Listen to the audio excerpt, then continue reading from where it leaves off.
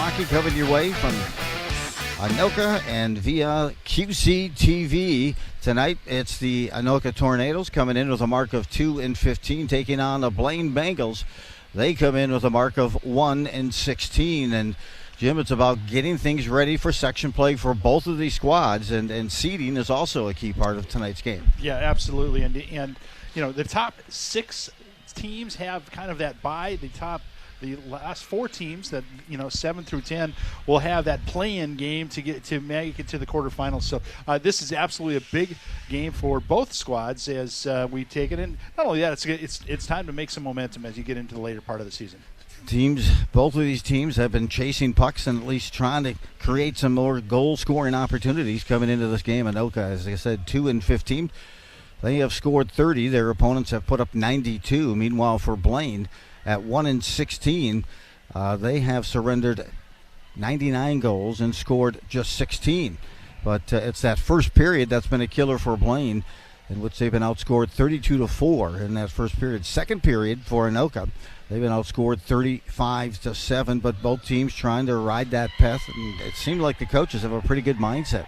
Yeah, absolutely. They understand that it's it's a building process right now, or a rebuilding process, as we see not only the Blaine Bengals take the ice, but also little mites from Anoka out here as they will skate warm-ups and go through the pregame with the varsity team. Really a great tradition here.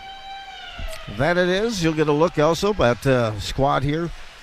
Anoka is led by head coach Ted Machulis.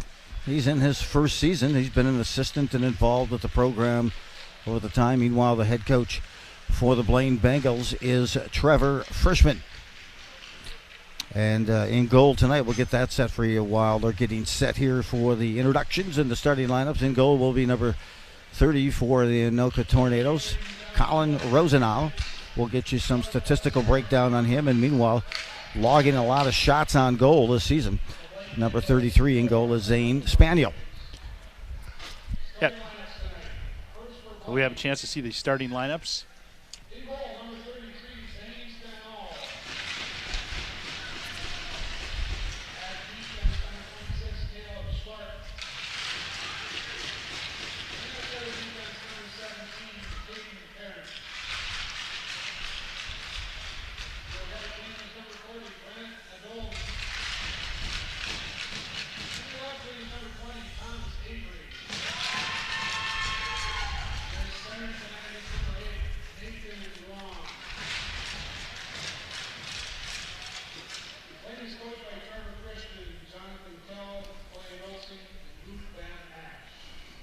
Well, there you got to look at the starting lineups, and on the blue line it'll be Parent and Schwartz. Meanwhile, starting just would be Thomas Avery, a junior, along with Nathan Luong at center, and Grant Nadalny.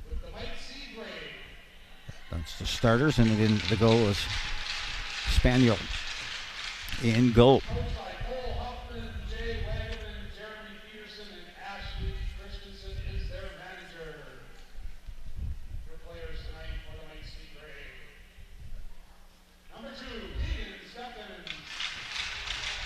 They're going to introduce the mites first. Very cool. It's my first time in the last couple of years doing a game here. Same here, yep.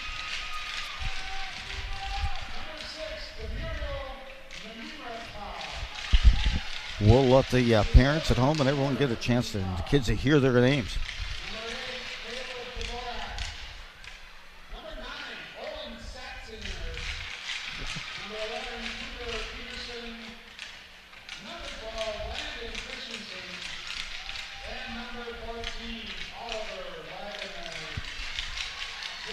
If you want to build a youth program, I'd start with this right here. Oh, absolutely. Nothing like standing at that blue line and during introductions and having your name called by the PA. Meanwhile, now we'll get the starting lineups for the Anoka Tornado. We'll let the PA announcer do the honors.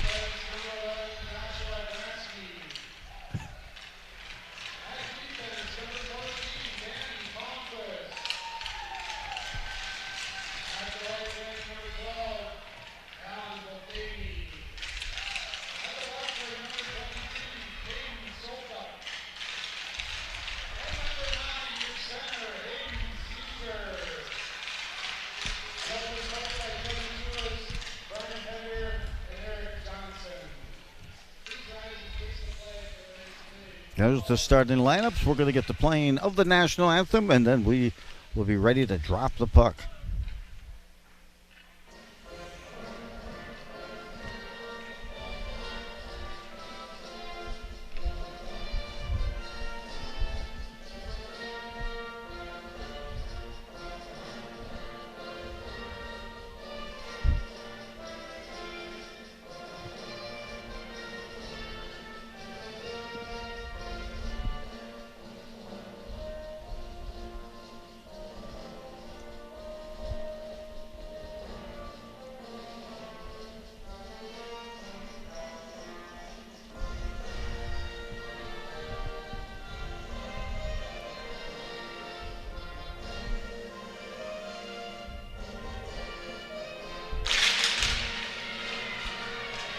Well, we're ready to go, and let's get into some of our starting goalies tonight. We mentioned Blaine starting goalie number 33, Zane Spaniel.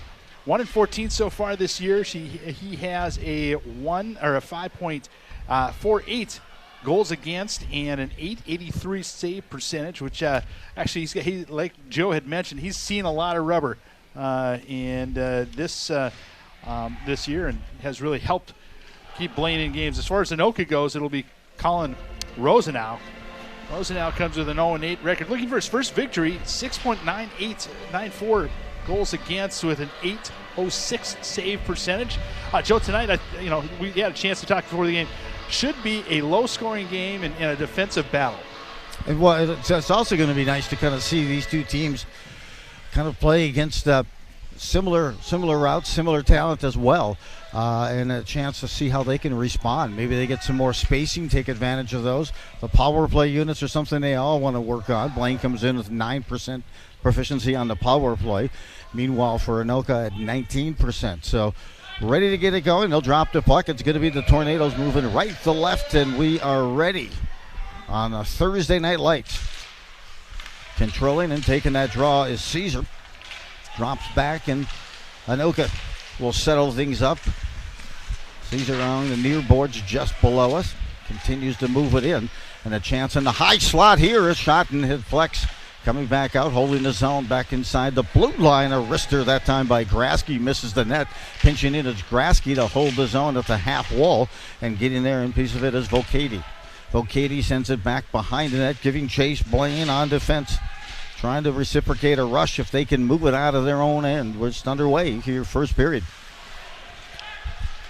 Moving, good look here. Oh, if he could have handled that, it had a good pass. It rolled off the stick of Vocati. He was moving in just between the face-off circles. Blaine tries to add some pressure here, but they're nearing the end of their shift here in the opening minutes of this Northwest Suburban Conference tilt.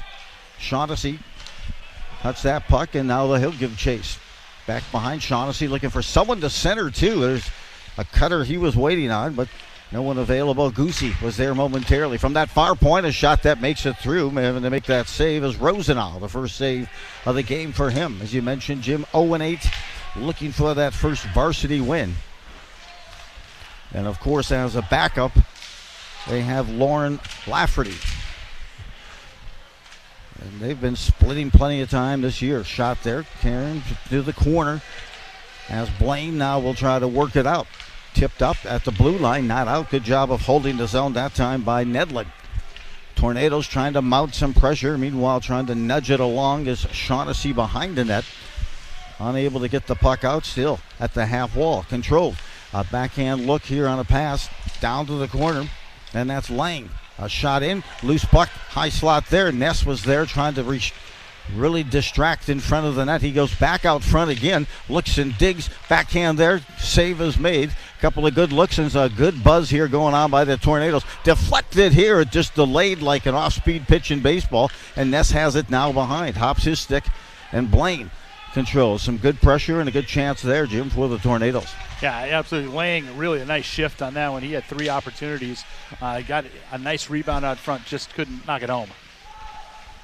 Blaine now trying to get some pressure going. Dalek unable to hold the zone. Hops his stick. Pressure coming back the other way by Lang. Lifted off of the stick, and back will come the Bengals.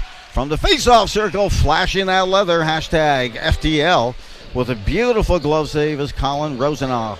on a shot there by Lyons. Yeah, good vision by Rosenau. He was set up, and good rip from Lyons, but easy save, easy glove save by Rosenau. They'll drop the puck just to the right of Rosenau behind the net at Kerms. Now it's Anoka on the breakout. Back up center ice here, and Barthol has it.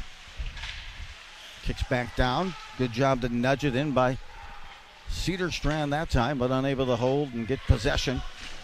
The Tornadoes, they'll refuel in the neutral zone and then send it right back in. Cedarstrand one more time. Poke checks a backhand, forcing Dolick and the Bengals back into their own end and trying to come out clean right now. Tornadoes doing a great job of putting some pressure on and trying to get that mojo going early here in this first period. 13:40 to go. Drop pass there, picked up by Blaine. In front, good look. Flies off the stick over the top, and a shot and a golden scoring opportunity there. And you got to appreciate the effort that came from Blaine on that drop pass. Anoka left that pass a little too innocently behind the net. Yeah, and Luong that time was able to pick it up and center it. And Lyons right there just couldn't get enough wood on it. And good decision by Rosenau to freeze that puck. Face off. Richter just inside the blue line, hit traffic, did not make it through to Rosenau. Here come the Tornadoes. Miss on the outlet pass, on the stick now for Gilbertson. Gilbertson sends it to center ice. Blowing a tire is Dalvang, but he's able to send it deep for Anoka. Anoka tries to clamp down in the corner, and back out there again are the Tornadoes. More traffic in front. Brunner trying to hit that pressure. Machulis in that line now quickly heads to the bench for a line change. Fresh skates out there. It deflects. They wave off icing. And back to retrieve it is Grasky. Long lead pass just below us here. Now redirecting it, reversing ice. Blaine tried to skate in.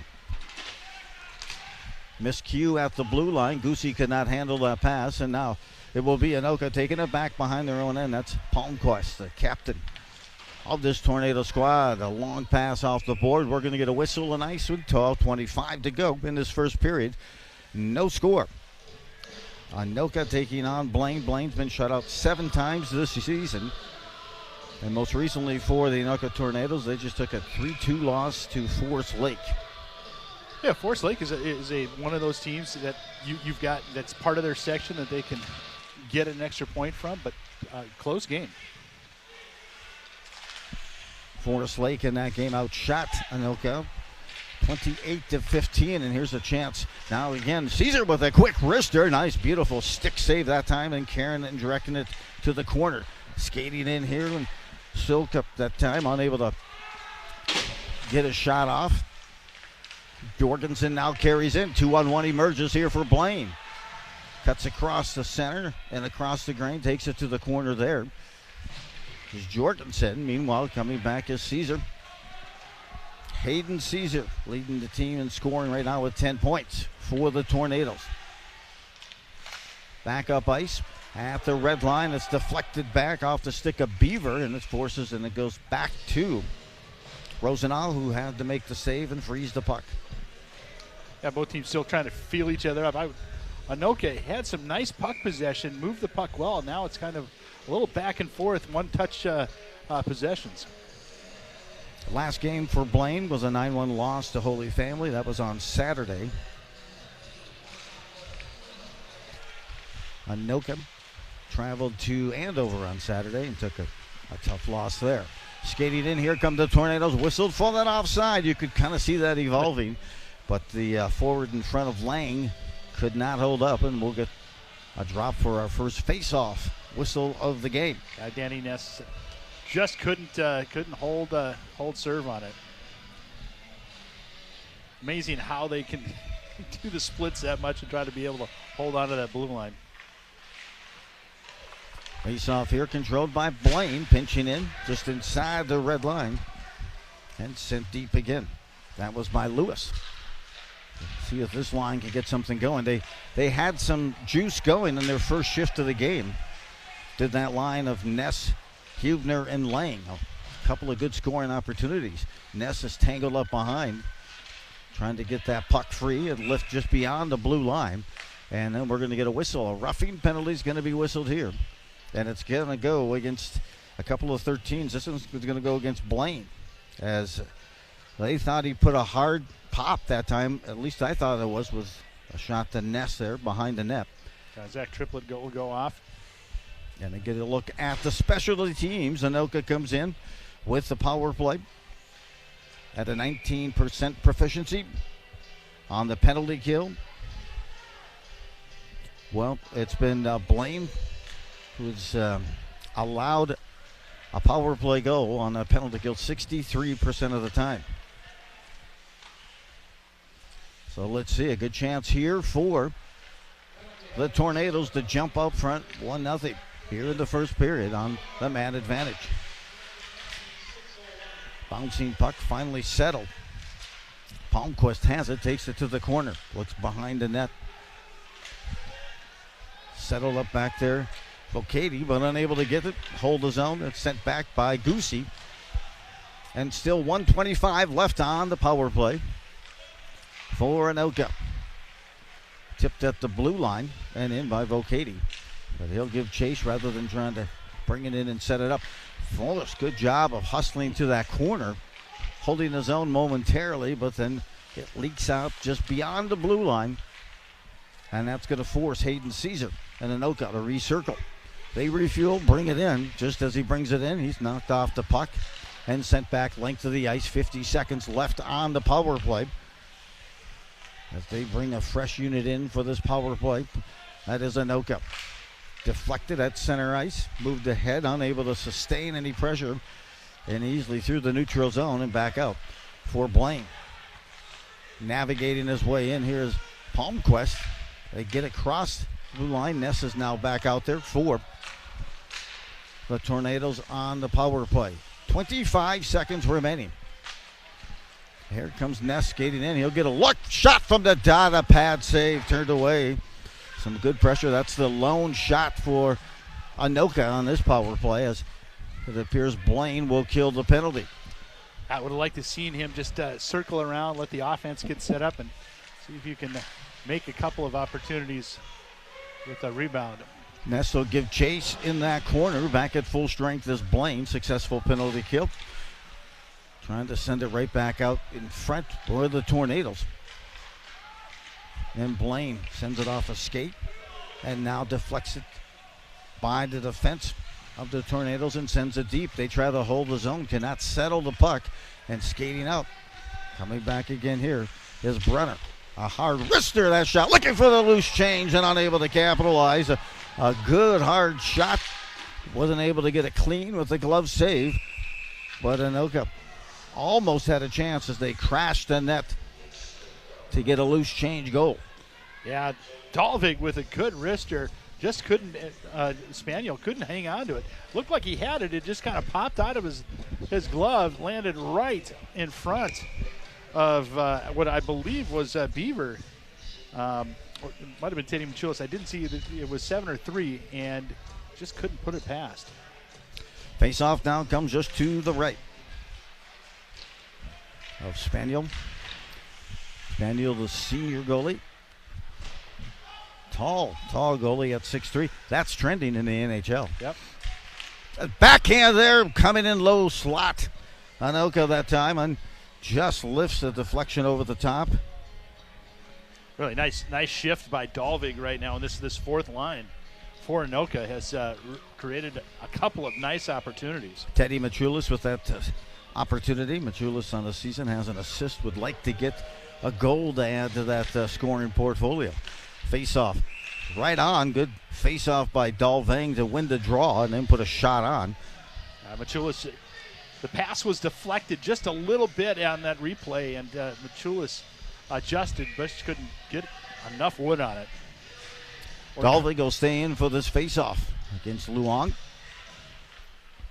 Controlled this time by Blaine. They win that face-off to the corner, near side, and they'll try to work it up. Long pass does not connect, but the one thing we will get is a whistle with just under 8 minutes to play. South of 8 minutes to go in this first period, 7:58. No score between the Anoka Tornadoes and the Blaine Bengals. Yeah, we talked with both coaches, and still positive and still trying to grind it out here and just get better each game, and that's really what both coaches, the vision was for each coach. Playoff hockey, always a little different than regular season hockey. Yep. And once you get to the section play, hey, clean the slates. It all starts even again, so you want to have some good flow and good momentum going into section play, no matter what your record would be. Into the corner, tangling up there, Blaine. Blaine really has not been able to sustain any pressure here in this first period. They've had some good looks, but not able to sustain that pressure. That's been one and done. They get a couple of passes off, and then it's the defense for Anoka just kind of collapses on them. Dropping down below, Sutherland and the blue liners for Blaine will make a quick switch out. Leaks beyond the blue line, center ice. Now Parent tries to skate in, settling puck, and Ness sends it just beyond the blue line. Blaine sends it back down again, and here's another rush. And Grasky with a chance on the near side. Pinching up. Shaughnessy behind the net. Down to the corner. Trying to get there first to work that puck out is Sokup. Parent cannot hold the zone. That's the longest pressure, I think, in sustained possession for Blaine here in this first period. 6.5 to go. Refueling behind, looking for a long stretch pass out. Just missed putting it on the stick of Hayden Caesar. A good clean pass, but then was deflected at the last minute. Ness in that half wall trying to dig it out and set it up on a cutter. Coming through, good pass, but unable to capitalize was Lang. Pinching in, there's Lang holding the zone. Back to the corner, Ness in a battle for it in the corner. Still has it. Good battle as he's bracketed defensively by Blaine. He comes away with the puck. It's to Lang. Lang turns, fires, puts a shot on, and a save made. Secured there by Spaniel. As I mentioned, Spaniel, a senior, he's got a save percentage of .833, but my goodness, he's had so many biscuits fired at him this season. I had seen he's had 708 shots on goal, so a save percentage of .883. In fact, he's had numerous games well over 50 shots on goal. 67 shots on goal versus Centennial. 59 shots on goal by Champlain Park. In front here, Luong tries to get an angle. Unable to lift it and almost comes up to us. I didn't have to pull out the leather. I thought you were going to flash that leather and make that glove save, as it was just south of the booth. And get a look there. Thanks for joining us tonight. Well, you mentioned Champlain Park in 59 shots. Boy, that club has turned around, and Coach Potter has really got a good squad. It's going to be a great Section 5 tournament. Hey, and also in Rogers with Dave Brown, the head coach there. My goodness, they tied Maple Grove, and Maple Grove is a speed team. Wow, can they smoke? Behind the net, back and forth, Anoka trying to find an avenue to get out, and Blaine trying to clutch it and trying to get some pressure here. Sutherland now listens this shot, a wrister just to the side of the net. And now off the deflection. A backhand here by Weinrich. Sent deep, trying to hold that pressure is Barthel.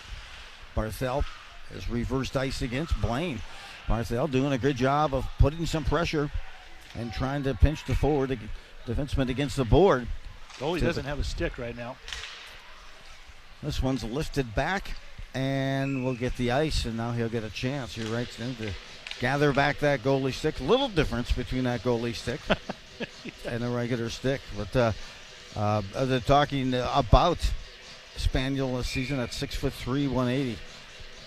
The amount of shots, and hey, I know head coach Frischman is very excited about his mindset and also his performance. He still stays up for each game. You see that many shots in a season and going 1 in 15, which is so unusual for a Blaine team. Yep. A waffle pad to the corner there, directed. Rosenau trying to pick up his first varsity win if he can tonight. 4:20 to go in this first period. Goose eggs on that scoreboard. These teams both have had some struggles and challenges putting the puck in the net, but again, keep in mind they're playing in one of the toughest conferences, the Northwest Suburban Conference, and training in here. A wrister whistled over the top that time, looking for the rebound. That was Lewis. Behind now, trying to secure the puck is Vocati. Trying to drop it, gather inside the blue line. A shot that goes wide by Grasky. Blaine tries to work this out. They carried it to the blue line and still with it. Through the neutral zone, full head of steam coming here for Schwark, and that time a wrister hits a stick, deflected to the half wall. Schwark regains possession. Looks to center, a one-time opportunity as the cutter goes. We've got a penalty coming up on Anoka. And making a quick move on a no-look centering pass to the Wong. Silk Cup will go for two. I'm sorry, that was Adams. Oh, was it Adams? It was Adams. I'm sorry, Adams, who had the scoring opportunity. And I believe you're right on SoCup. Well, Blaine comes in with a 9.4% power play. They're 5 for 53. 64% penalty kill for Anoka. Inside the blue line, good focus. Rosenau that time to still get a pad on it and direct it to the corner. Getting there first in that corner, lifting the length of the ice as Palmquist. That'll force Blaine to reset. Redirecting at center ice, didn't like it, reverses ice. Trying to get a flow of getting that power play set up. Sometimes easier said than done. Blaine sends it deep, no one here at the near point to hold the zone. And that's going to force back here Blaine to refuel. Well, Anoka's did a nice job of just stopping him right on that blue line. Very disruptive. Yep. Anoka on this power play. Chipping at it there, now moving it up and ahead is Lane. He'll dip it back behind, forcing Spaniel to come out, stop that puck. Trying to get that clean breakout. This time they almost put a clean pass right on the stick of Blaine, or Lane, who was moving up for Anoka. 45 seconds left on this power play, and now in will come Blaine there with a whistler that goes over the top by Nadalny. In front, Nadalny again. Hops the stick and gets beyond the blue line. Will get a delayed offside, but right now Anoka has it, tries to clear, but they still have the offside whistle there. And we'll have another penalty coming up to Blaine. They were still going to call the offside, and finally did, but getting the penalty on the Bengals. Mm-hmm. I think they're talking about it. There's an elbow, yep. Nadalny, I believe, is just below us in a reservation for two. Now on the penalty bench, non-smoking, I'm assuming. The kids out there don't know what that means anymore. So a penalty box for each one. Anoka's got one in, but just for another 21 seconds. SoCup, and then he'll be out. Nadalny serving that penalty for Blaine. Anoka will go on to man advantage in the next 10 seconds. Breakout here, just not there. Hits the skate of an Anoka player and back to the corner. Vocati is there to try to dig it out and cause some pressure there. Blaine comes back, picks up the puck, skates out of their own end, and back now on a full strength. At full strength and on the power play, rather, right now is Anoka. 1:20 left here in this first period. That almost syncs up perfectly with the power play opportunity here. It's 5 seconds will expire here at the end of the first period. If they do not score, they could carry 5 seconds over on that power play. But let's go Anoka here on a chance to flex just beyond the blue line and sets across. Now settling in there, Sokup unable to have it, but holding his own now. Hayden Caesar tries to get his shot on and trying to show some hops at that far point as Grasky unable to bring it down. 40 seconds left in the period. Now a shorty attempt coming for Lyons. Lyons with a shot on, but it hits the skate of an Anoka defender and goes to the corner. 40 seconds on the power play here for the Tornadoes. Just 30 seconds left now in the first period.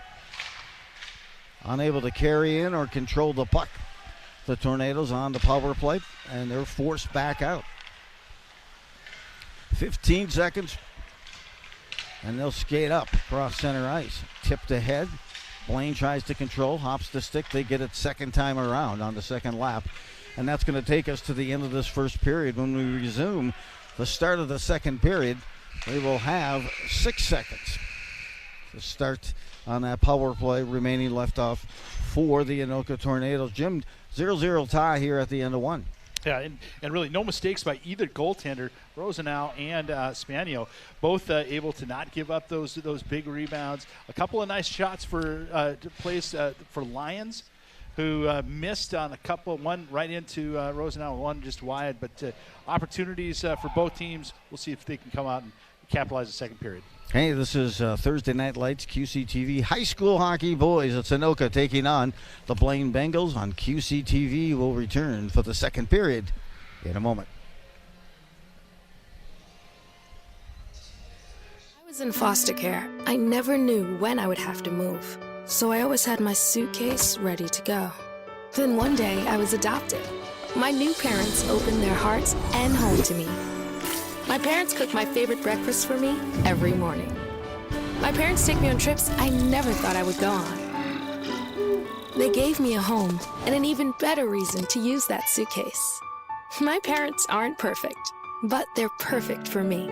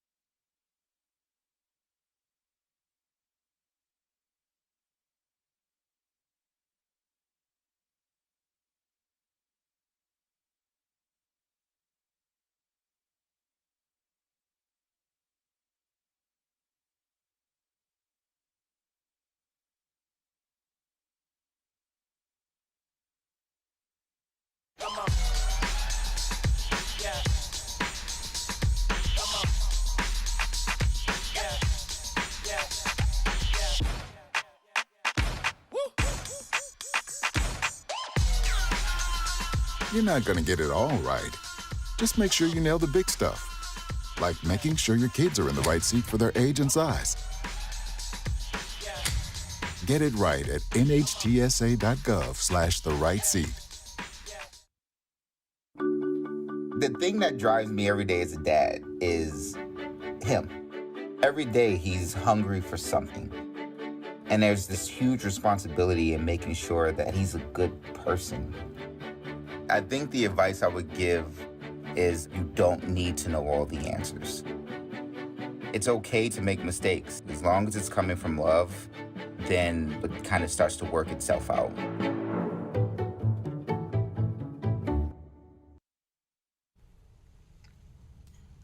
Hey, boss. Okay? Yeah, I'm good.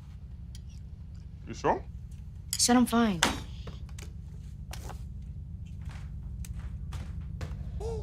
Since I was little, it was only like me and my parents. You think you created family?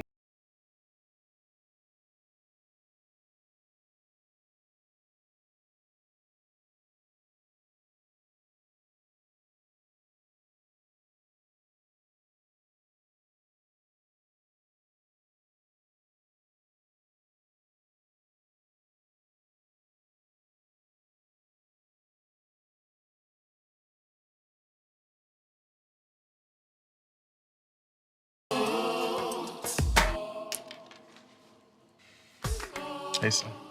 Hey, Pop. You can talk to me. It's been really, really hard for me. Every day, Millions of people are connected and even though we're overcoming obstacles, watching each other's backs, and banding together. we should still make an effort. We should still make an to effort. get to know each other, On a deeper level. Father, cosplayer, Mentor. Actor.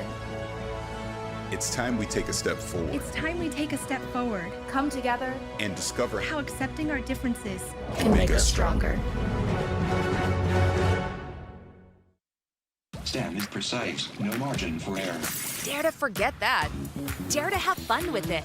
Get weird with it. Dare to send those old STEM theories flying past the neighbor's house into outer space. Dare to program something internet-breaking, record-breaking. Dare to blow their minds. Dare to learn the difference between sedimentary and metamorphic rock. Go find those rocks. Dare to keep daring. Dare to STEM. Check out She Can STEM to get started.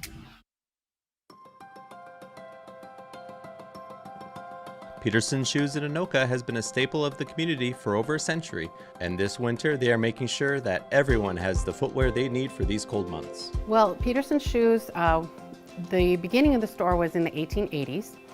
We were originally across the street. It was founded by a family, their last name was Gillespie, and it was purchased by, would be my husband's grandparents in, we believe, around 1940, and it's been in Anoka for quite some time, and we decided to get involved. We've always been involved in the community and doing different things and giving to charities and things like that, so this just seemed like a really good fit for us, being that it was collecting shoes, and often our customers ask, you know, if we recycle or take things that maybe don't fit them anymore, so it was just a good way to put those two together. So we are partnering with the City of Anoka, and we are accepting gently used footwear that will be donated to the Souls for Souls charity, and you can drop any of those off here at Peterson Shoes, which is at 209 East Main Street in Anoka, and we will be accepting donations through the end of December. We may decide to do this and continue it on, but for right now we're just going to go through the end of December.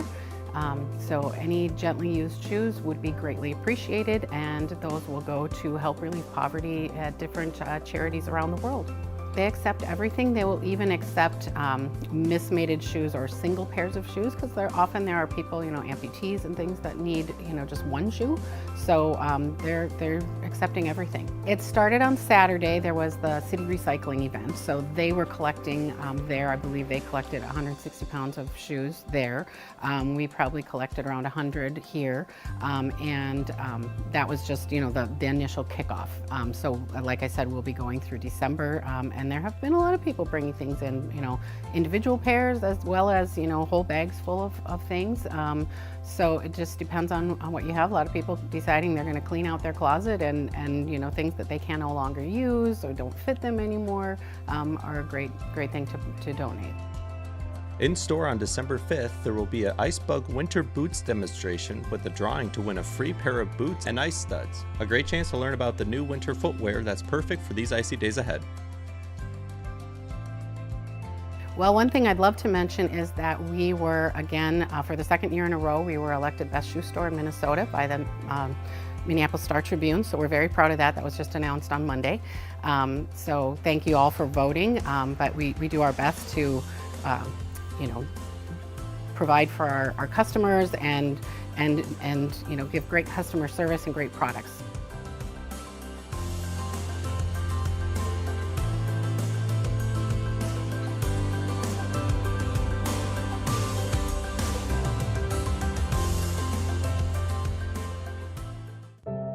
One of the deadliest mass shootings in U.S. history at Post nightclub in Orlando.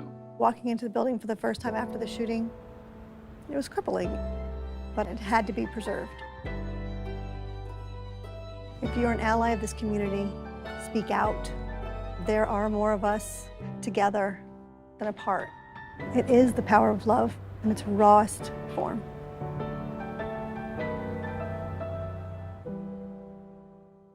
I don't think that many kids in my son's school even do it. He makes fun of his friend who vapes. He would never try it. She's into soccer. She's on the honor roll. She's just not the type. No way. No way. No way. No way, my kid would never vape. Get your head out of the cloud. Today, nearly 8,000 kids will start vaping. Maybe even yours. Learn about the dangers at talkaboutvaping.org. Hey, Bobo, do trees tell each other stories? I'm sorry. I'm afraid I don't know that. Hey, why don't we go find out? Listen. Do clouds take naps? I couldn't tell you. Dad, do stars visit their friends? Look!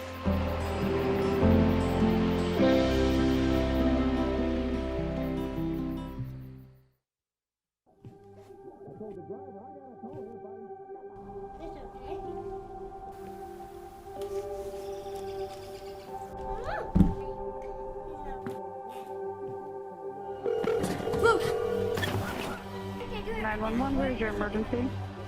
Everyone's on their way. What happened? Your friend's not breathing.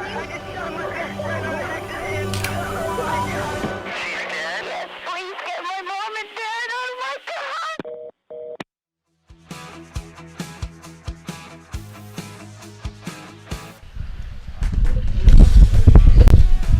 Hey, welcome back to the Anoka Area Ice Arena. We were scoreless tie at the end of first. Joe, man, we got a couple of teams that just couldn't put that puck in the net. Goalies came up big. The Anoka shelter in just outside of Bunker Lake Road to get a chance, as you mentioned, Jim, to get a look here is because the Tornadoes are going to start with a power play. 6 seconds remaining on the penalty that was whistled to Nadalny. And chance here for the Tornadoes to get some juice going and get that first lead. Both of these squads, as I mentioned, a combined 3 wins this season. Both teams 0-11 or 0-10 or 0-4 in the Northwest Suburban Conference, and so this game so critical when we're talking about section seeding as well. And ready to drop the puck here again. It's a matter of just kind of getting into that flow and that mindset here as they'll drop this puck. And moving right to left will be Blaine here as we get it under.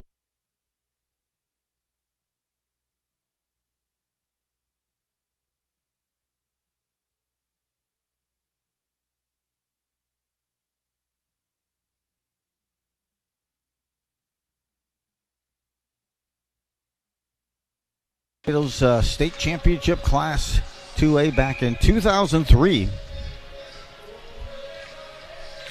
Yeah, they made it to state not too long ago. I believe it was 2016. Joe, you called the game.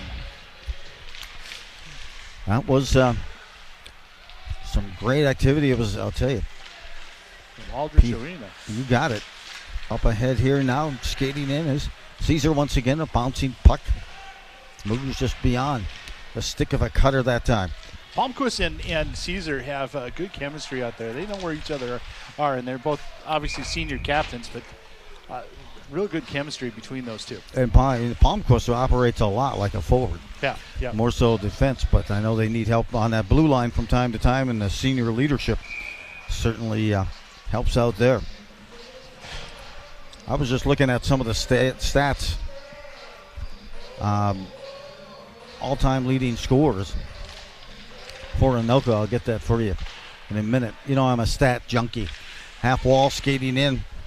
Palmquist. Caesar there, unable to get to the puck, and it lifts back out to center ice, circling back in. And there's Grasky. He'll give a pop there, but now quickly getting to that puck is chance for Hayden Caesar, but he's able to get to settle that puck and then get it back out. But now we get another whistle as a hand pass. Boy, it looked like Palmquist hit that puck, but I guess I was wrong. I'm a little bit farther away than the referees. Todd Hartsey is 176 points, all-time leading scorer here for Anoka. In fact, played at Harvard from 1982 to 86. Todd Hartsey, he was a great quarterback here as well. Absolutely. Ended up, I think he played in Russia for a number of years. Did not make it to the show, but played in several leagues, and I'm sure plenty of success, especially after his time at Harvard. Move it in. Blaine now through the face-off circle to the right.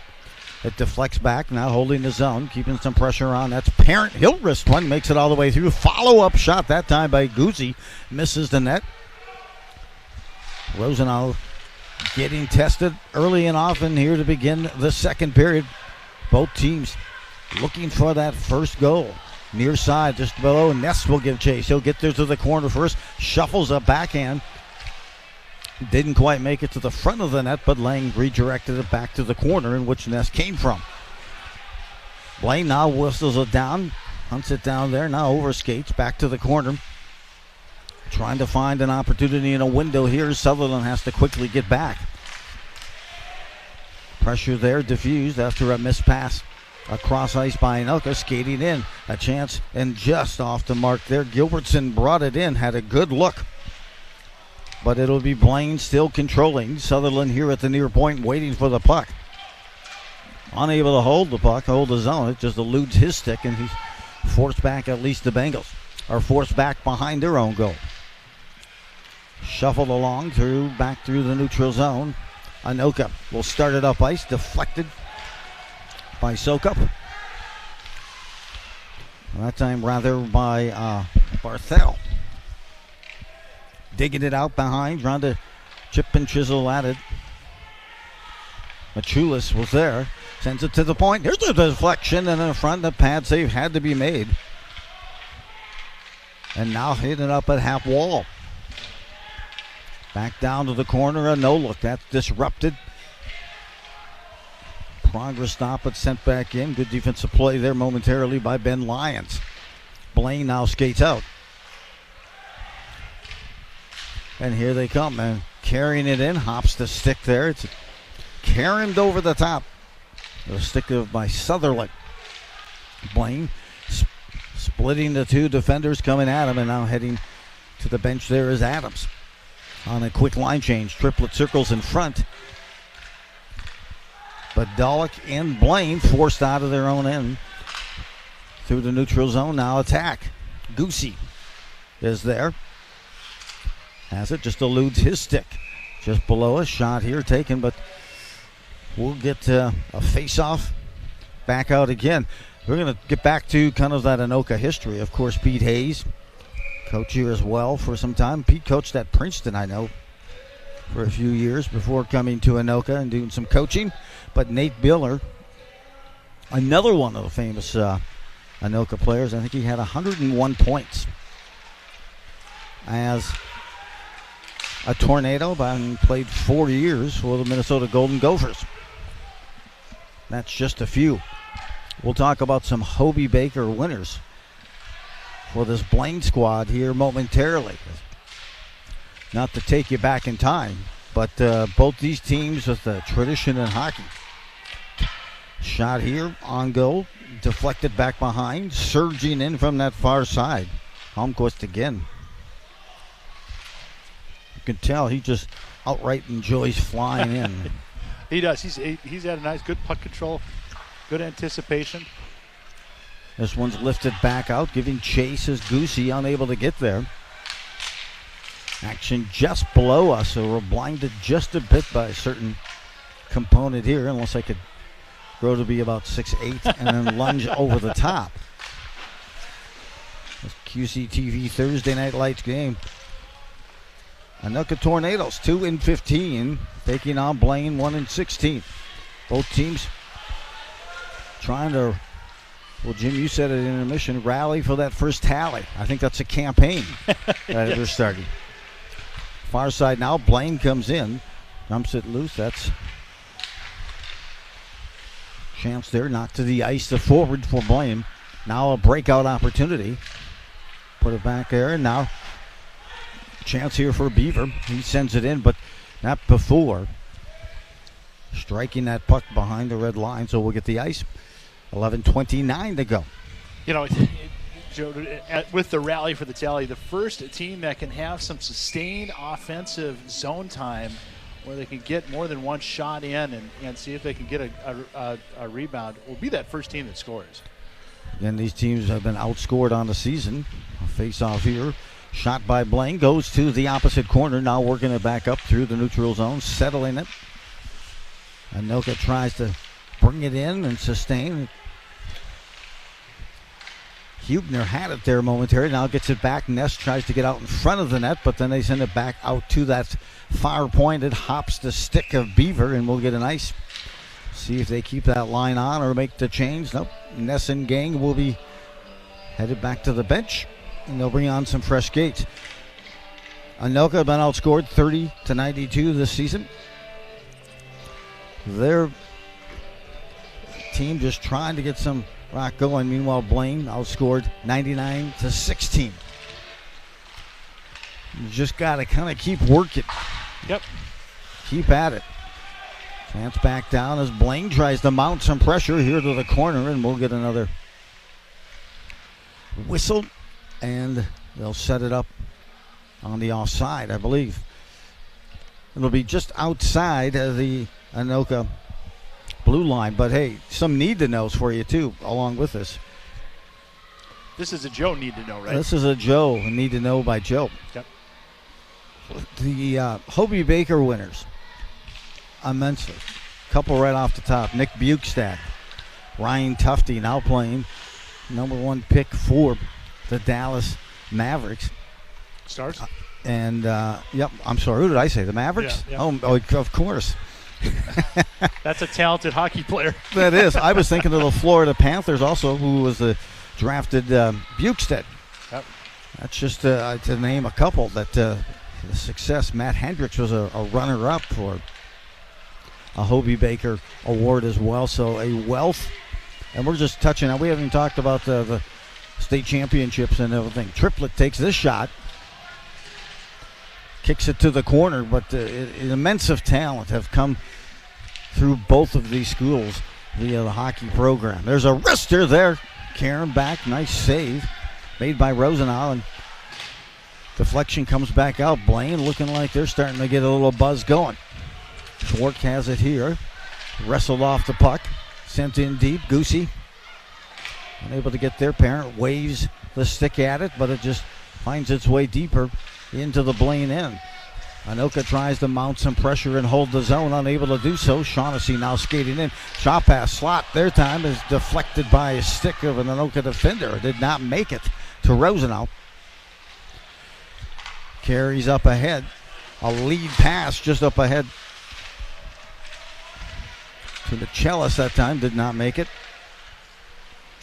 Michelis again trying to chase after it for Anoka. This one's redirects, so strange carom, and Rosenau has to make that save.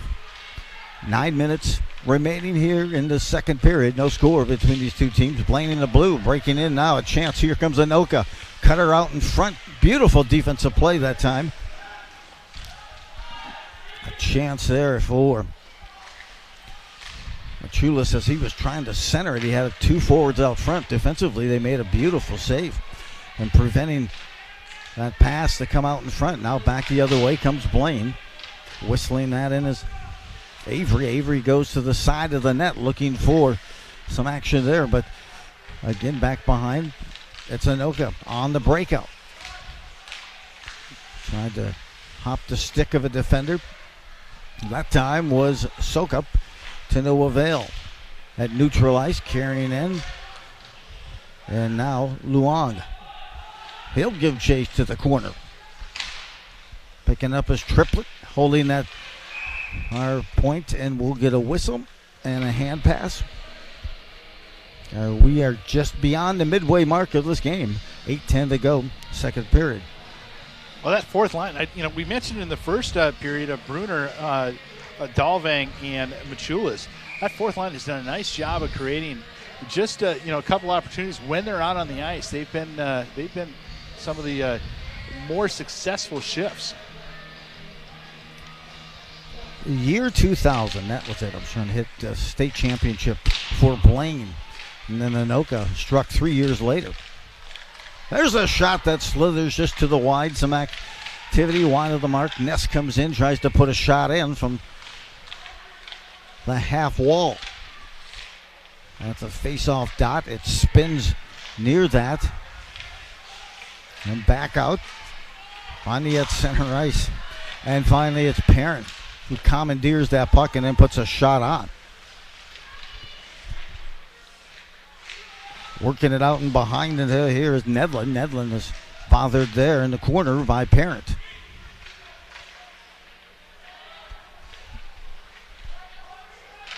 Shuffling it along, Caesar, and see if he can get a little flow going for this Anoka squad. Scoreless here at 7 and change to go in the second period. Beavers forced back behind his net. He's trying to shed a couple of defenders. Reverses ice. Teammate comes over to help him out, and there's Beaver again, and he's jammed up against the board. Trying to knock it loose, trying to hold some pressure here. Deflects up front. Caesar gets it and just sends it length of the ice. Just happens to be on goal. Spaniel making that save, the 6'3" senior goaltender. This one's rifled right back in by Jorgensen, and giving chase is Blaine. Blaine trying to pin it in and sustain some pressure into the corner, lifted, and then swatted with the glove by the Blaine defender over the glass for the face-off. Look at senior forward, number 13, Danny Ness, heading to La Crosse to run cross country or some track there. An excellent long distance runner. And also 800 meters, I believe, was last year in the state. Go ahead. I was going to mention the leading scorer for Anoka is Hayden Caesar. Breakout just misses the pass to Ness. Just missing on the connect to Lang. Missed by centimeters. They'll refuel, take the face off, keep that same lane on. That line really created some pressure early in that first period. Yes, they did. A couple of nice shifts early, yep. I can't blame them for wanting to extend this shift to keep them out there again. 6:23 to go. In the second period, thanks for joining us. Joe Rulin along with Jim Childs as they settle the puck. Blaine, they try to lift it out of their own end. Now swinging it across. A good opportunity, kicks across, unable to get the stick down. Ness unable to hold the zone, extends his stick. Reversing ice. On that far side is Hubner. Sends it in, but Shaughnessy now sends it in, gets chase and reacquaints himself with the puck. Centering shot, pass there in the high slot, but not able to control. The pass there was Blaine, as Nadolny that time, if he could have settled, had a good look. 5.5 remaining second period, and Moving it up through the neutral zone. Up and out now. Shuffled ahead. Ness will try to move it in. He's near the benches. Line will make some line changes on the fly. Avery in the near wall. Carries in. Big blast and an easy glove save. Seeing it all the way. Colin Rosenau, as I mentioned, coming in with mark of 0-8. Looking for that first varsity win. Save percentage of about 8-10. Last time out, he was in goal when they faced Andover, and he faced 51 shots. Off the face-off, deflected. Cedarstrand now gives chase to the corner. The East Tango working it out. Adams comes over to help out. Here's a chance, trying to work the glove and slap that puck near the goal. Back out is Sutherland. Gets it to center ice. Any way to get that puck in the net. A greasy goal or any way, just to jam it up there and stacked up. Finn Brink had that for Maple Grove last year in the championship. Absolutely, yep. Hauled back. Back behind the net here is Barthel. Sends it up, gets it all in front, and forced to make the save and freezes the puck. Zane Spaniel. Like you said, nice size, 6'3". You mentioned Pete Hayes. Pete Hayes, Hall of Famer. Hall of Fame coach Pete Hayes for soccer, baseball, volleyball. One coach of 1 year as the special teams coach for football. Really a special coach. He spent he was the head coach in Princeton from 1990 to 93. Wow. Hockey, that is. And assistant coach for the boys here at Anoka from 93 to 2005. Number of trips. Shaughnessy skates in now, and here comes Blaine trying to chip it by. Beautiful save, moving from the right to the left of the crease. Spectacular save, a good setup that time by Blaine, and Rosenau denies that opportunity. Whistle ensues here. We're gonna get a look here. I thought Palmquist had that thing sniffed out. Shaughnessy was able to saucer pass right over to the backside, and we'll have a penalty coming up. But a beautiful play by Blaine, and even better save by Rosenau. A backhand pass to the cutter out front. And Rosenau with some focus had to move from the right side of that crease to the left to make that save. He's been spectacular, both the goalies here this evening. Chance on that power play. Sutherland gets the look and deflected back to the corner. Blaine will head back behind their net and try to engineer the man advantage with 3:30 to go in this second period. Still plenty of time on the man advantage for Blaine. Shaughnessy carries in here, drops it in. Sutherland, big blast, scores! He got a chance to tee it up the far face-off circle right at the top and snapped one off. Parent picks up the goal, and for a 1-0 lead for Parent on the season. That's Caden Parent's second goal of the season, and ties him now for the team lead. Here's another look here as Shaughnessy will get the assist. He dropped it first and then off inside the blue line, and then kicks it over to Parent for the power play goal. Was able to find its way through. Tough for a goalie, Rosenau, to see it with all those sticks and skates that were in front of him. It found its way all the way through that traffic and to the back of the net. 1-0 lead for Blaine. Blaine's lone win this season has come against Hudson.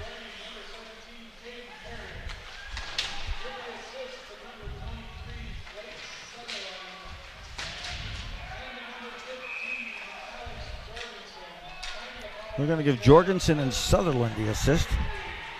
I had thought that was Shaughnessy who brought it in. Nonetheless, it's going to be a penalty whistled here on Blaine. So you score a goal, and then you get thrown in the box as Caden Parent will go for a high stick. First power play goal of the season for Parent.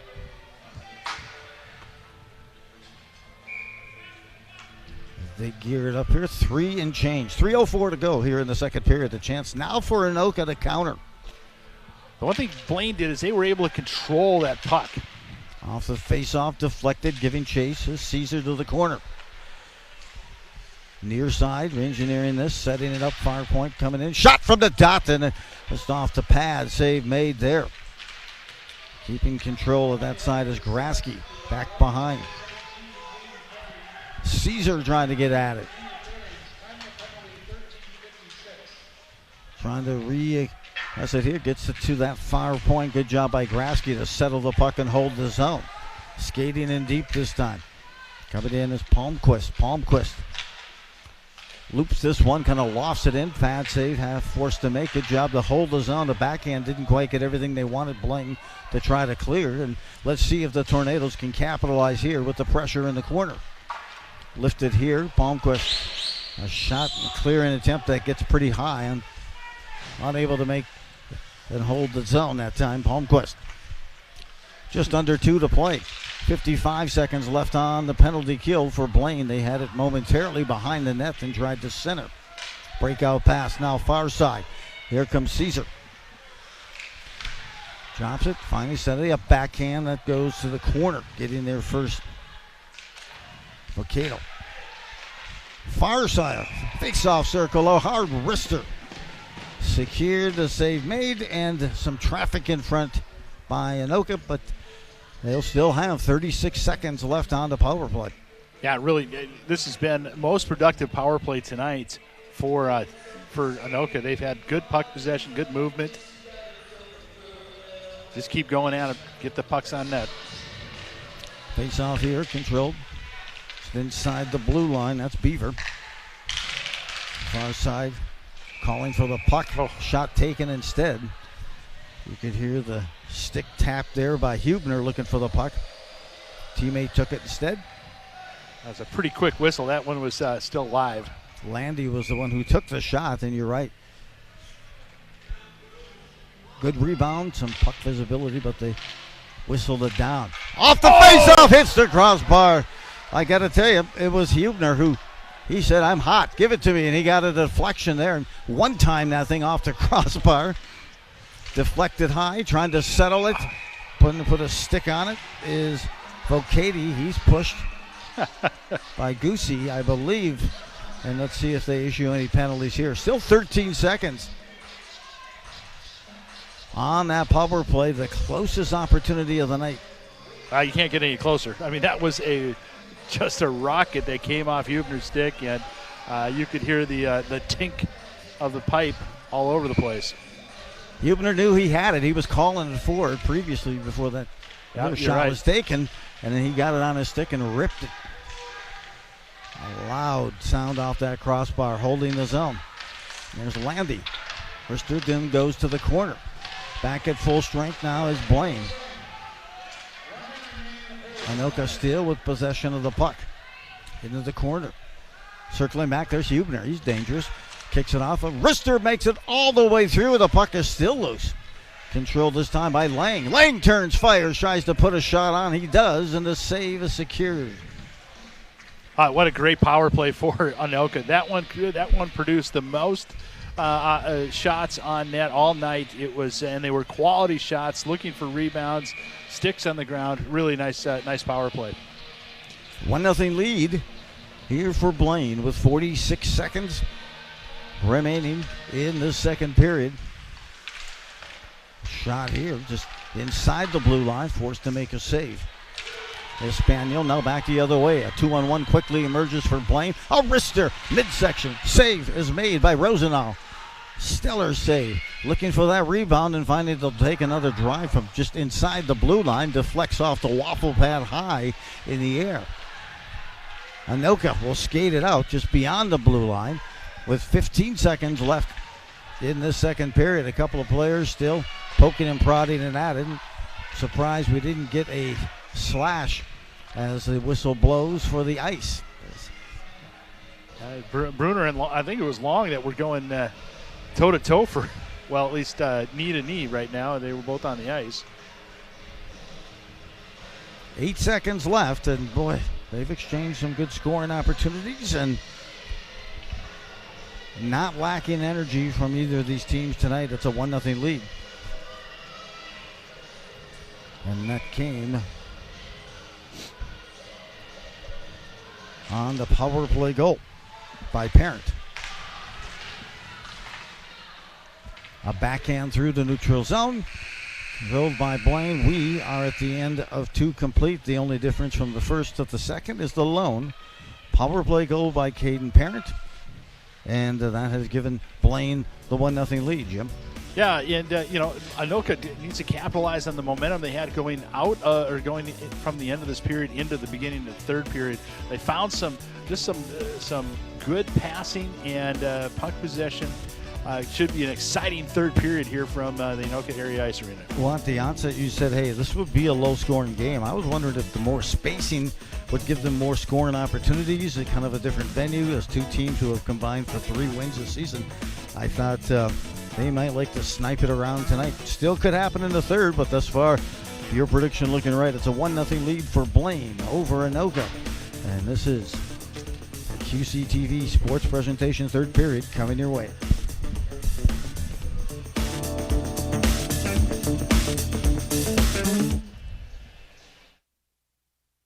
Attacks against Asian Americans and Pacific Islanders are on the rise. My simple solution to the problem was remove people from the scene and help them feel safer.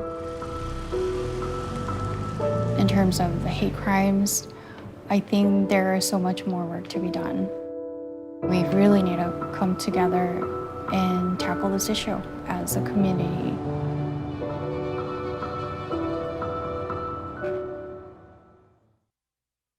When I never graduated from high school, I realized I wanted to go back to school because I didn't want to work these back-breaking jobs the rest of my life.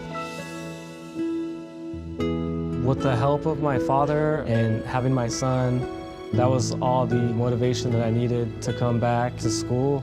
I felt accomplished, made me feel that I could take on whatever challenges life throws at you. Find free adult education classes near you at finishyourdiploma.org.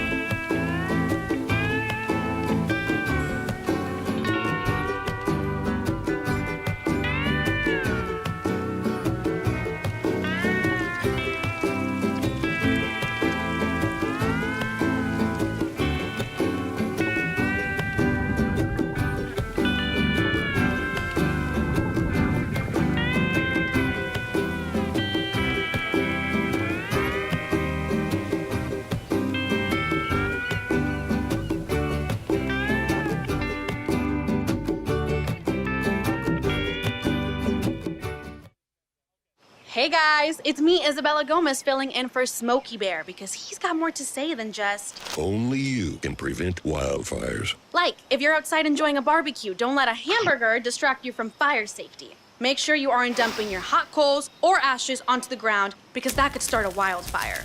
So take wildfire prevention seriously and let's save the world one day at a time. Juntos con Smokey Bear, podemos hacerlo. Go to smokeybear.com to learn more about wildfire prevention.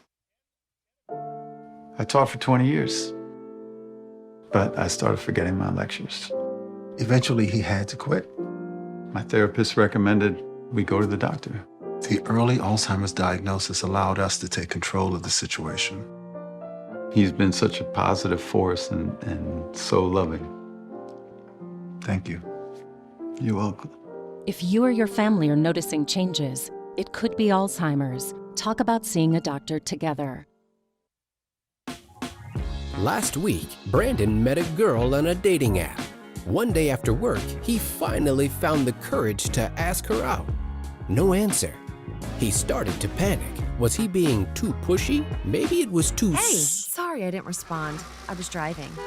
I would love to go on a date. How does tonight sound? Brandon tried to play it cool, but inside he knew a girl so smart, so responsible, she must be a keeper.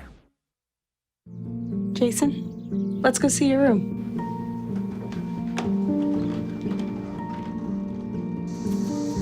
No, that's not right. How was it? Is it good?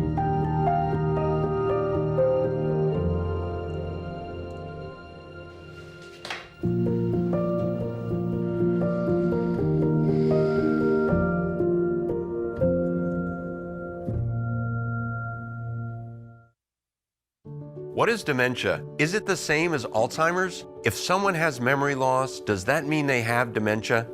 Millions of Americans ask these questions every day. Hello, I'm Kevin Jameson, volunteer and president of the Dementia Society of America. Please request our free guide filled with facts about dementia and ways you can keep your brain as healthy as possible. Go to 1-800-DEMENTIA.org or call 1-800-DEMENTIA. You want to live your life to the fullest, and we can help. Maybe you can make retirement happen. After all, you made her college years happen. Opening that education savings account when she was little. Spearheading a campus tour. And another, and another, and another, and another. Bam! Deciphering financial aid. She was like, what? But now she's like, you aced planning for college. Now get the tips you need to get on track at aceyourretirement.org. Did you get a call or message that mentioned Social Security that made you feel threatened or scared? That is not the Social Security Administration. Social Security will not threaten you, press you for personal information, or demand instant payment. Social Security does not accept payments by gift card, prepaid debit card, internet currency, or by mailing cash. Criminals use these forms of payment because they are hard to trace. Don't fall for it. Hang up, ignore them. Report this criminal activity to oig.ssa.gov. Produced at U.S. taxpayer expense.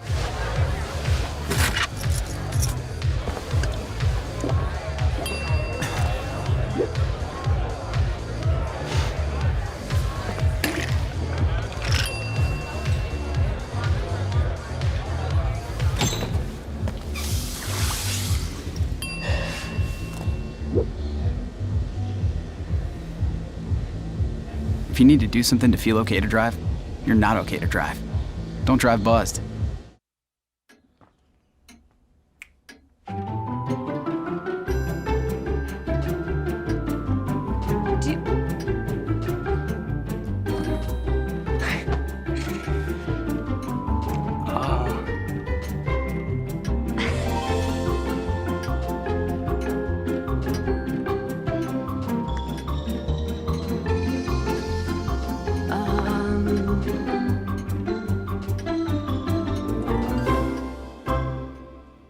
Listen, you're my friend. I noticed you haven't really been yourself recently. Yeah, I feel like something's up. How are you? Are you okay? Is there anything you want to talk about? I just want to know how you're feeling. And listen, even if you don't know what to say, I'm here to talk. No matter what you're going through, I just want you to know I'm here. I've got your back. When you want to talk, I'm here.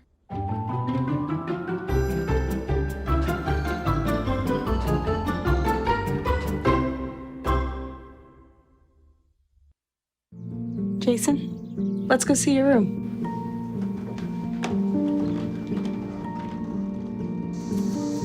No, that's not right. How was it? Is it good?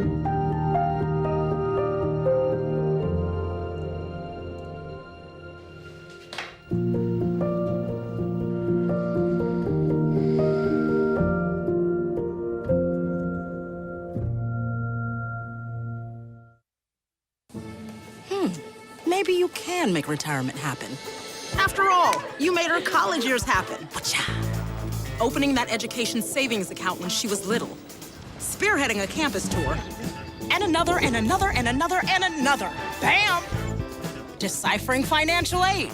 She was like, what? But now she's like, you aced planning for college. Now get the tips you need to get on track at aceyourretirement.org. Hey, Bobo, do trees tell each other stories? I'm sorry. I'm afraid I don't know that. Hey, why don't we go find out? Listen. Do clouds take naps? I couldn't tell you. Dad, do stars visit their friends? Look!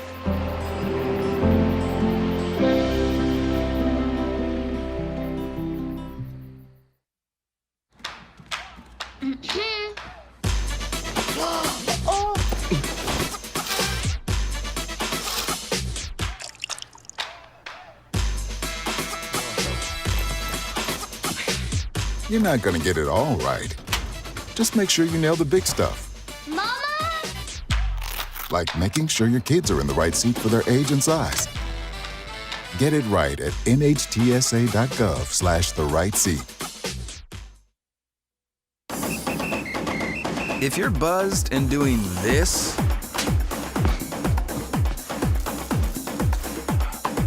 to make yourself feel okay to drive, ZWX.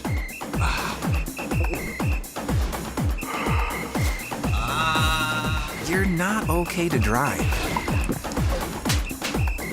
YGKLVW. Regular you. When you look at the number of disasters in the U.S., chances are every area will deal with some kind of emergency in the next decade. And between school, sports, and social lives, chances are you won't be with your kids when it happens. Will they know what to do? Ready.gov/kids has the educational tools and information to make the conversation easy. When the time comes, chances are they'll feel prepared, not scared. So talk with your family today.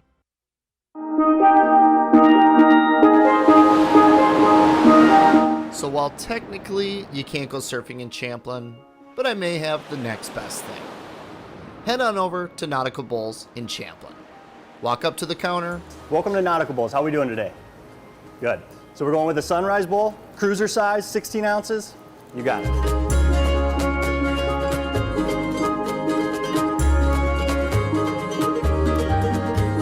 Then have a seat at one of their beautiful surfboard tables and get ready to ride the waves. Nautical Bowls offers refreshing, delicious, and healthy plant-based treats. It's located right across the street from the beautifully restored Mill Pond, and you can find Nautical Bowls at the end of the strip mall. It's been amazing. Champlin's been amazing. Everything, the reception we've got from the community is amazing. And it's awesome. We're trying to bring a little warmth to the Midwest here and kind of get those nautical summer vibes. So that's just what we want to set. You come in, our product is super aesthetic. It's very warm. It's appealing to the eye. So just have a warm, welcoming staff greet you when you walk in and get a little taste of summer when you're here. So. The Sunrise Bowl? Enjoy. It's kind of a healthy, fast, casual dining experience. So we have 8 different sorbets, all gluten-free, dairy-free, no refined sugar, 20 different ingredients. So a super simple menu. Like I said, 8 sorbets, 20 ingredients. We have 11 signature bowls. What I like to describe to guests when they come in, they've never tried us, is I'll give them our most popular bowls. So we have one of 2 directions you can go. You can go those very fruit-forward, bright colors, citrus, tart, very summer flavors, or you can go kind of the earthier tones, dark chocolate, nutty, a little bit more neutral, and you can kind of go off in those directions and they're put together for you. I also encourage them to make their own. You know, some people will walk in and they'll put, you know, the mango with the cacao, which to me is a little different. But Welcome back to this QCTV sports presentation, third period. Just about to begin here as Anoka taking on Blaine. It's a 1-0 lead for Blaine. The boys high school hockey, Joe Rulin along with Jim Childs. And one thing you're noticing with some of the players is they have a number on the back of the helmet. And they are showing respect and appreciation for one of their former players. Yeah, Casey Horn, who the Anoka hockey team, our program lost. Graduates, I believe, of 2017, 2018. And obviously Mike, his father, part of the coaching staff. Big loss and a great tribute to Casey and the program, as he will be missed. Passing here over the weekend, and certainly, boy, heavy hearts for this Anoka program and those in the community. Also those who know Mike Orn and his success of hockey here in Anoka, and also with his State Farm insurance business as well. So condolences go out to him and his family and the community, and you can see that appreciation that the Tornadoes have for the family as well. So back at it here is Anoka down by a goal. They're moving right to left. Chance for the Blaine Bengals to maybe pick up their second win of the season. Meanwhile, for Anoka, they would love to get some of that mojo going come section play, as they just have the mark of 2 in 14. The 2 wins for Anoka this season have come over Cambridge Isanti. That's actually a pretty good team and a pretty good win, 4-3. And then they also picked up a win at Spring Lake Park, 6-3 back on January 14th. Both their wins have come on the road. Here's a Whistler now, brings along the board, holding at the far point. Anoka trying to put another shot on and doing just that. Yeah, that's a good win also against Spring Lake Park. That's a solid squad there too. Lyons takes the shot, deflected. Nice by Anoka out front by Caesar. The shot is deflected out front as well. Not making it to the net, stepping in front and looking for a chance. It's Vocati. Had the puck momentarily, rode off his stick, but a nice job of disrupting that pass across the far point by Vocati. Anoka will carry out. Pass up ahead off the stick. Now Hubner tried to send a dip and could not. Now back in. Into the Anoka end. Circling, reversing ice is Beaver. Beaver sends it to Ness. Ness sends it right back to Beaver, but stepping in front of the pass to the corner is Blaine. Shot from that far point, dribbles just through the crease and now to the corner. Blaine trying to pounce and put some sustained pressure on, but now it's controlled by Hubner. He'll carry out. Near center ice, continues their way in. Reversing there is Lang. The second line for Anoka has certainly created some good scoring opportunities of Lang, Hubner, and Ness. Back through, sent back deep again, and Blaine needs a break, then takes the ice. So the last 4 teams in Section 10 or in Section 7 will do the play-in games, but the top 2 of those will have home ice. And so right now it would be Duluth Marshall and Anoka. So this game with Blaine a close third. So this game obviously means a lot to both teams. Absolutely, as Anoka skates back to retrieve the puck. Now tries to work it up on the near board and get it out. This is through the neutral zone to Sutherland. Sutherland to Luong.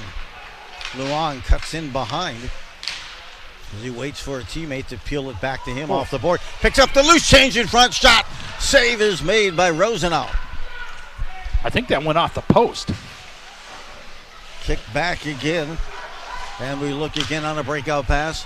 Luong has it. Far side. Shot from the dot. It's made. The save is made, but not handled cleanly. It bounces and dribbles back beyond. A good hard shot that time. Taken by Blaine and by Avery. A couple of good scoring opportunities. Denied by Rosenau. Colin Rosenau, a sophomore, looking for that first win of his varsity career. Tangles it up now, finding a chance. Good work, stick work there. Anoka across the rink, trying to settle the puck and move it in. That was Cedarstrand. Back out again and far point now, since back half wall, top of the face-off circle. Parent takes a shot. He has the first goal and the lone goal for both of these teams, and his shot is deflected into the netting. We're going to have a face-off just to the left of the Tornadoes goalie in Rosenau. Shots on goal for that second period. 10 for Anoka and 10 for Blaine for the game. 18 shots on goal for Blaine, 22 shots on goal for Anoka. Sutherland wheels it off the board, sends it and rings it there to the corner. Dropping it back to the corner. Reaching out, good stick play that time. On turns, fires that time, and unable. We'll start off Jorgensen. Had it for a while. This one lifted just beyond the blue line. Puts right on the stick of Dalek.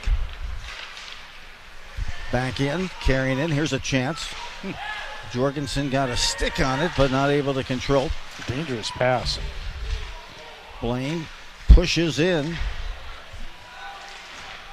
Gathered in here, Shaughnessy. Shaughnessy over the top of the puck. Jorgensen now collects the puck, takes it to the corner, looks to center, now reverses ice, falls to the ice, and helped over there, but Fanning on a pass over to the far point as it eludes the blue line and back out to neutral ice. Blaine gets it, sends it right back in. That allows them to make some changes on the fly. Coming out of their own end, a hard pass, could not control. Off the stick on a breakout pass by Dalvig, and it's sent back in. Meanwhile, it's Blaine who's whistled for the ice with 12:07 to go. So let's talk third period. Yeah, let's talk backup goalies. Backup goalie for Anoka is Lauren Lafferty. So girl playing boys hockey, and with that you've got two of the really solid goalies, probably the two top goalies, not one of the top goalies in the states, or in Northwest Suburban, with Gretchen Pavarud and Anoka Olsen, both on the girls team. So feeder program strong. Chance here, skating in, looks to take the shot, denied. Penalty being whistled here on Anoka. A good look again. He's had some good quality looking shots here in this third period. Has Avery, the 6 foot, 180-pound junior, and they had to tie him up, and when they did that, they've got themselves another penalty whistled on Anoka. This is going to go to Hayden Caesar. Got 2 minutes for hooking, and you're right. He didn't have a choice. He had to. So Blaine's put together, and again, it's been Avery who's been part of that. He's had 2 or 3 quality looks, had some goal scoring opportunities in this third period, unable to get at it. So far, Jim, you remain right. Low scoring game, 1-0. Blaine has the lead. Power play go by Parents. Sutherland now sets it up. He's pressured at the top of the face-off circle there by Hubner. Adams sends it across the way. Shot from the dot, covered up and secured. Nice job by Colin Rosenau. Yeah, nice job by the Anoka defense back there to just clear that shooting lane. Plenty of good vision for Rosenau. This period has been really downhill for Blaine. Yes, yep. A lot of pressure, even when they were not on a power play. Adams removed from the face-off circle. Controlled now between the skates of Adams, even though he wasn't part of the face-off. It found him. Deflected. Good job by Anoka to move it out. Forcing Sutherland and the Bengals all the way back. Carried there by Parent.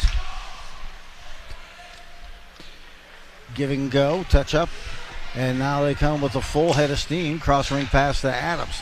Adams, face-off circle there. It's dismissed off of his stick. Pickpocketed nicely that time by the Tornadoes defense. Tripped up, sent back down. Parent. Good pressure, a good penalty kill this far here for the Tornadoes. Jumping a pass, trying to settle it. Now put on the stick of Barthel. Barthel puts it out front. No one there to put the stick down, and a shorty attempt for the Tornadoes. A carry in here. Goosey sets up Gilbertson. Gilbertson puts this on, but seeing it all the way.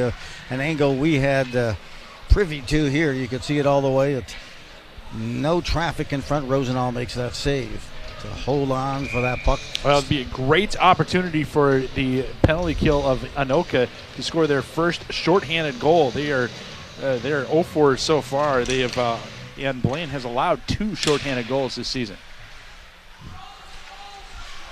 Gilbertson and drops it down to the half wall. Shaughnessy now lowers it there, and some good collisions and contact there by Beaver. Knocks that puck loose, and then it ties up on the rebound to the side of the net, and Rosenau will secure the puck.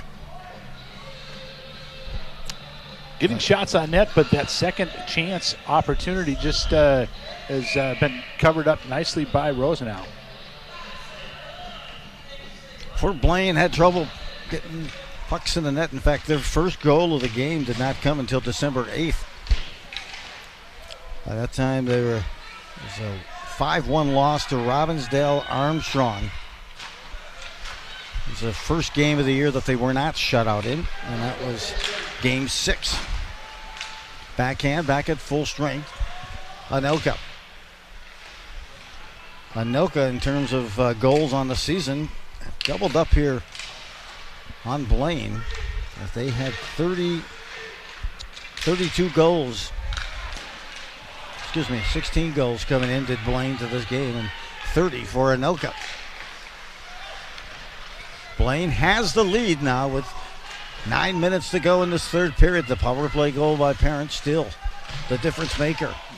Shaughnessy tries to emerge onto the net and diffuse there. Icing the call against Anoka, and will get a face-off. Yeah, Blaine really came out of the locker room, and they have a little jump in their skates. It is showing not only through that power play, but also after the power play. They've been able to just continue that puck possession in the Anoka zone. They get a little juice going, which reveals some confidence in that play as well. Blaine side up, snooping that up. Wow, it was a nice little third base play by the glove hand of Rosenau. As I mentioned, state champions in 2000 for the Blaine Bengals, state champions for Anoka in Class 2A, 2003. 'Tis the season quickly approaching after tonight. Just about a handful of games left for both of these teams. For the girls, about 3 or 4 left in their regular season. Yeah, sections will start, I believe it's February 7th for Section 7 for girls. Blaine back with it again. That's Avery. He drops it off there for Sutherland, and coming out to disrupt that shot and get the stick down was Anoka. And number 4 on that play was Lang. But again, Avery has been able to get spacing and get some possession and get a couple of good looks. He's had 3 good looks and quality looks at shots here in this third period. That time he had a good look, but decided to drop it back on defense for a big shot from the blue line by Sutherland. Swinging it back on the backhand, unable to control. Anoka had it momentarily and missed on a pass from beyond center ice, and they'll get whistled for the ice here with 8:09 to go. And they're just kind of getting clogged up in the neutral zone, and really not much possession, even, just any plain possession within the Blaine zone. 12 state tournament appearances for Blaine. As you would say, adequate, right? That's adequate. Well, one of the true legacy programs in the state of hockey. Into the corner now, working up, and pass there is on the stick of Anoka as they try to work it up. Dalving into the corner, running along there, trying to pick up some physical play and maybe get a little juice going.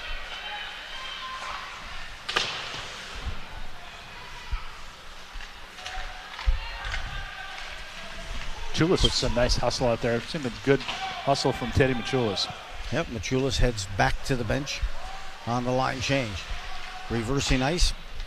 Blaine just putting pressure on in some of those key locations on the ice, just as they're trying to work it out of their own end.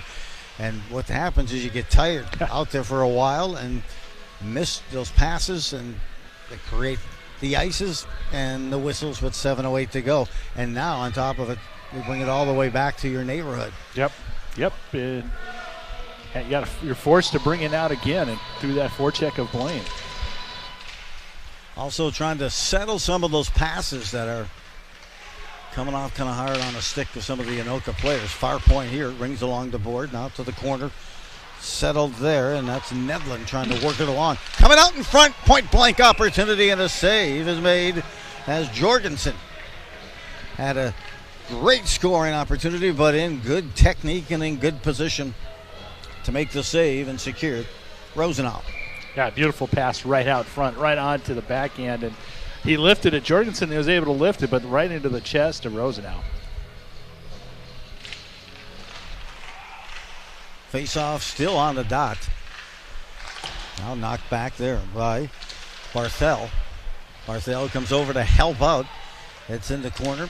Backhand, far point. A wrister here finds its way near, but a nice save made and stalled out by the stick of Rosenau. 1-0 lead still for Blaine. With 6:20 to go here in this third period. A backhand here on the doorstep. It leaks and crawls its way closer to Rosenau, and he says, I'm going to hold on and freeze this puck. See right here, Joe, on the previous chance, the backhand, nice little backhand pass.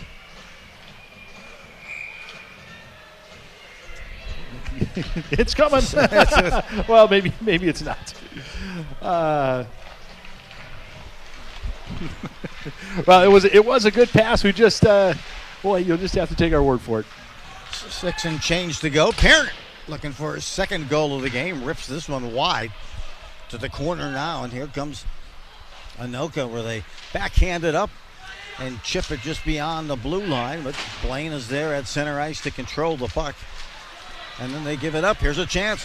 Caesar in for the big shot, and the save hidden right in the midsection. Now trying to cut back on the back door shot as Caesar tried that tip. Misses the tip, but some good burst pressure that time by Anoka. Let's see if they can sustain this pressure as it drifts back. We haven't had to call the name too much here in this third period of Spaniel, but he made a big save last trip down for Anoka. Against Anoka, rather. Blue line, offside whistle on the Tornadoes. And Hayden Caesar showed that burst of speed that he can have some get up and go at any given point. And that burst opportunity created a good scoring opportunity for him in Anoka.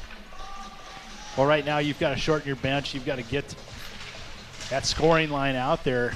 And Caesar right there was one that has the ability to score for the Tornadoes. I think the second line here for Anoka is kind of the X factor. Ness brings it out in front, backhand, shot side of the net. They've kind of had that spark all night for the Tornadoes. Ness gets near the blue line and then puts a good shot on, forcing a glove save by Spaniel. They're getting a little buzz going on right now with this Tornado squad, as we have 4:55 to go, and they're going to switch out lines. And they're going to bring out that third line. And not a lot of ice time for any lines right now. This is number 4 coming out here. It is. And we've seen some good shifts by this line as well. Shot here, stop, save, secured after a blast from the near point by Beaver. And you know, hey, the lines just work different chemistry. I know head coach Trevor Fishman had mentioned before the game, hey, he's had this line coming together with Avery, Luong, and the rest of them on the third line, really starting to piece things together. And that helps. You look for a spark from every part of that line, and here's Blaine. This shot hits traffic in front. The reflection goes down. A big wrister deflected and sent into the netting, and the Dolly that time put a good shot on. Good puck movement that time as it moved from that far point to the top of the face-off circle near us, and a deflection again by Rosenau. And here's Rosenau with an outstanding night. Yeah, both goalies have had a great night tonight. Behind, still with it. Drops it in, face-off circle. It caroms to the corner. Whistling it behind the net here at the near point is Parent. He holds his own. Triplet has it hop his stick, and now a chance for Anoka. They're going to make a rush up here, and that's Weinrich. in the off wall. He loses possession. Adams carries it in. Rifled to the corner, back behind the net. Under 4 to play. Stick added opportunity there. Cedarstrom tries to get after it in the corner. Adams chips it ahead, but not out. It's sent back to the corner. Cedarstrand again, trying to get at it. Moving it up top. Shaughnessy comes in to disrupt defensively and seal off the incoming Anoka forward. First line back out there now for Anoka, and Blaine will send it length to the ice. And we will get an ice. And what's nice with high school hockey in Minnesota anyway, even when you ice, you can get some fresh skates out there. 3:18 to go. We'll have to keep an eye on Rosenau and see how much longer he'll stay between the pipes with Anoka down by a goal, 1-0 here to Blaine. I was looking on that break to see if there was some communication between Machulis and Rosenau. Nothing yet. Far side here, Blaine chips it ahead. Goosey then hits his own player on the chip, gathers the puck, and skates in deep. Tries to set it up. It was there in the crease, but redirected back out that time nicely by Landy. Around the corner, now 2:40 to go. Anoka needs to get some magic going here late in this game. Gilbertson is first to the puck for Blaine. He lifts it through the neutral zone, catches an Anoka player just onto the ice. Back through, a missed pass there by the Tornadoes. Gilbertson turns on the Rockets, works it around behind the net, and now still holding the puck, still in goal is Rosenau. Pinching in, leaks it just beyond, and a race to the puck ensues.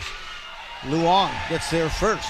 Centers in front, point blank, a little tic-tac, and no, I thought they were going to come at the back door for the goal, but they got the tick and the tack. That was it. Controlled, back. Blaine trying to take time off the clock. We're south of 2 minutes to go here in this third period. Here comes Anoka. Ness will give chase in that corner, trying to disrupt, trying to create a quick wraparound opportunity. There is denied as Lang had a good look. Again, it's that line that's out there that's been igniting some scoring opportunities. Ness goes behind the net. Lang has it now.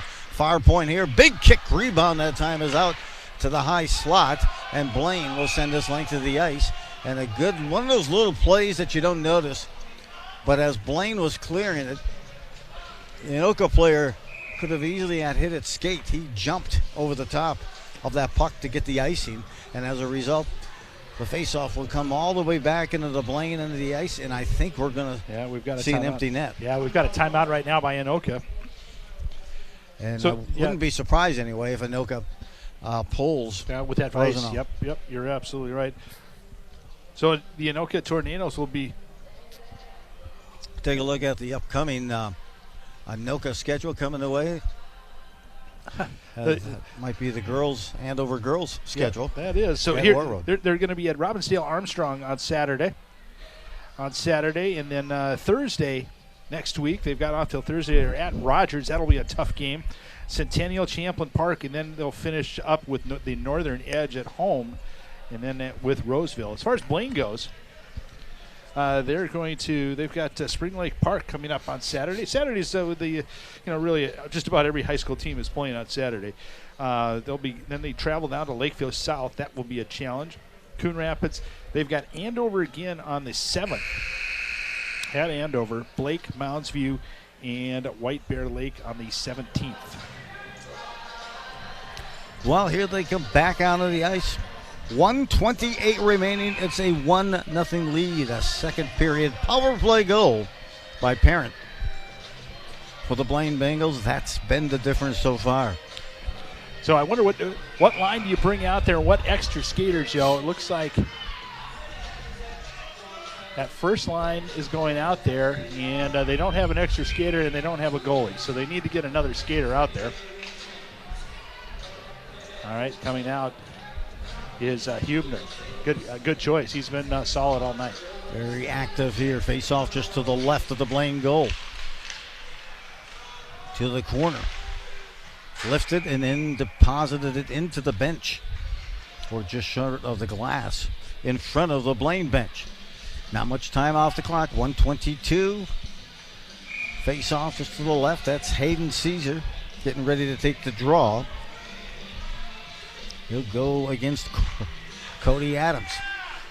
Controlled inside blue line. A wrister waffled to the corner. Moving it to the corner still. Spaniel looking and ready for the shot with traffic in front of him. It's Anoka with about the ball, a puck at about half wall. It deflects to the corner. Just under a minute now to play. Anoka in the white, down by a goal, trying to tie this up. An empty goal in play. This thing is cleared just beyond the blue line, forcing the Tornadoes in their own territory here. At neutral ice, didn't get that puck deep at all. Chance for that empty netter. Some pressure that time coming the way of Lions. But grabbing the puck, Anoka, and moving it quickly up ice. A shot on, redirected to the corner by Spaniel. A long lead pass, just missed. We'll get the ice with 26 seconds left. See if they make any other changes. That's my team is what is being said. And that's who they're going to play. Everyone stays out there. Caesar's been good on the faceoffs. He's last two he's been able to come away with and get it to drop it right back. Certainly that first line, and then add Hubner to that line, and then the blue line. Of course, Palmquist, you got to like that out there. And Grasky as well. Extra attacker on. Empty net for Anoka. They're down by a goal. Blaine has possession here. Flutters it through. Not catching everything on it, as it would have been an ice. Back down, giving chase. Anoka trying to hunt his pound in the attack zone. Trying to tie it up. They're down by a goal. Caesar has it behind the net. Lifts up to the side of the net. Karen back to the corner. 2 seconds. 1 second, and this game is official. Blaine holds on the second period power play goal by Parent to capture a 1-0 win over the Tornadoes. Yeah, really solid, and like you said, the power play goal, the special teams, low scoring. Both goalies played extremely well tonight. Just one tally, but the Anoka Tornadoes will fall and probably fall down to the 9th spot on the sectional seedings. Well, you're right, Jim. Hey, a call-out definitely needs to go to both of these goalies. Zane Spaniel, he'll pick up a shutout. This is his first shutout of the season. His record now moves to 2-16, and that, just by the way, is also the record for the Blaine Bengals. In goal, the sophomore Colin Rosenau, he had an impressive night. Didn't get the official shots on goal, but he only allowed the one, and that was a power play goal by Parent in that second period for Blaine. Unfortunately for Rosenau, he now moves to 0-9 on the season, and the Tornadoes shift to 2-16 on the regular season. But great effort for both of them. We had that rally for that tally, and we said it was going to start at the top of the second. It did. It was in the second period when they got the goal, and thanks everyone for joining us. It was a 1-0 win for the Blaine Bengals over the Anoka Tornadoes. Thanks to everyone here with us as part of this broadcast and everyone back at the studio. I'm Joe Rubin along with Jim Childs. Have yourself a major league evening at a minor league price.